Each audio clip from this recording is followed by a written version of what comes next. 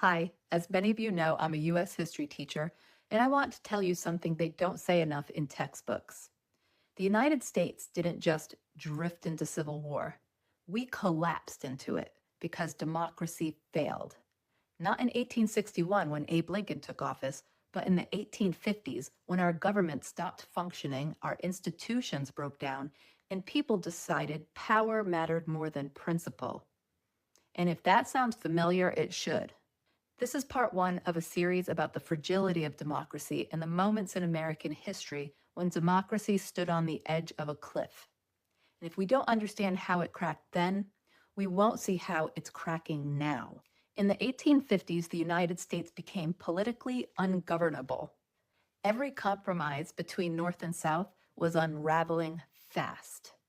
Congress was paralyzed, slavery was expanding into the Western territories, and the nation was on fire, literally, starting with the Kansas-Nebraska Act of 1854, which was based on the idea of popular sovereignty.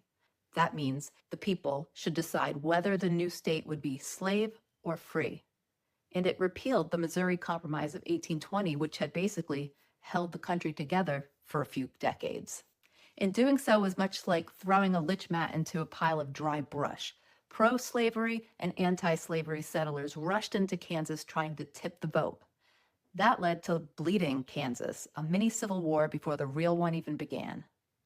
Now imagine this. The president at the time, Franklin Pierce from New Hampshire, I might add, a free state, basically shrugged. His administration endorsed the pro-slavery side, even when they rigged elections and committed violence.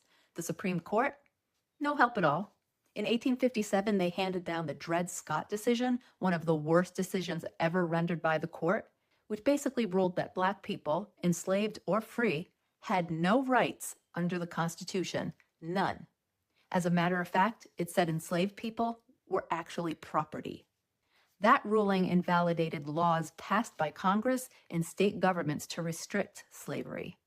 It was the court saying, your vote doesn't matter, your laws don't matter. This system belongs to the powerful. Ringing any bells yet? When democratic systems stop reflecting the will of the people, people stop believing in them. That's exactly what happened. The Republican Party was born in this moment, not as the party of Lincoln yet, but as a coalition against the expansion of slavery and against the power of the slaveholding elite. And the response? Violence. I don't know if you've ever heard this story. If you have, let me remind you. In 1856, a Southern Congressman, Preston Brooks, walked into the Senate chamber and beat abolitionist Senator Charles Sumner of Massachusetts with a cane until he was unconscious. It took him 3 years to heal and return to his seat in the Senate. The North was horrified, as they should be. The South sent Brooks new canes engraved with messages like, "Hit him again." This was America's political climate just 5 years before the secession of the Southern states from the Union. Government no longer worked, compromise no longer existed, and faith in democracy was gone. And on tyranny, Timothy Snyder reminds us, institutions don't protect themselves. They fall one after another unless each is defended from the beginning. In the 1850s, nobody defended them. The system cracked, and a brutal war came next. And here we are in 2025. Trump is back in office, the Supreme Court has gutted democratic protections, and one political party is openly threatening to jail their opponents, rewrite the Constitution, and rig elections to hold power indefinitely. This is not a new episode. This is a bad rerun. So what do?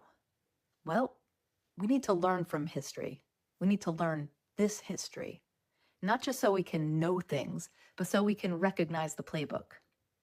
We need to understand how democracy unravels because it doesn't happen all at once. Share this series, talk about it, teach it, especially to the people who think it can't happen here. We've been here before, and we barely made it out the last time.